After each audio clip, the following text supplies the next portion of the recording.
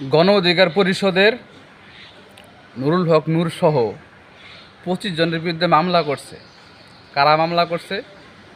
বাংলাদেশের জাতীয় বেইমান পার্টি, জাতীয় পার্টি যাকে বলে, যারা এই 16টি বছর আওয়ামী লীগের দালালি করছে, আওয়ামী লীগের স্বৈরাচার হইতে সহযোগিতা করছে, তারাই এই নুরুল হক নূরের বিরুদ্ধে মামলা করছে। কত বড় সাহস! এই সাহস পাইল কেমনে?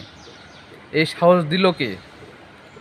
এই জাতীয় পার্টির মাধ্যমেই আওয়ামী লীগ প্রতিষ্ঠা হবে বাংলাদেশে, বলে রাখলাম।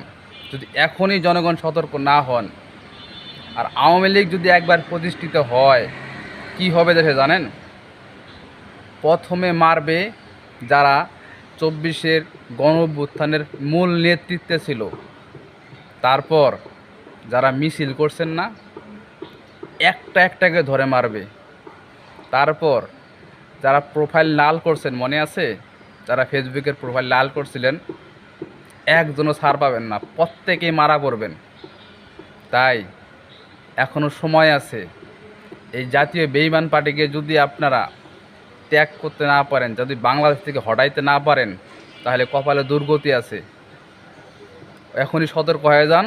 এই জাতীয় বেইমান পার্টিকে নির্বাচন থেকে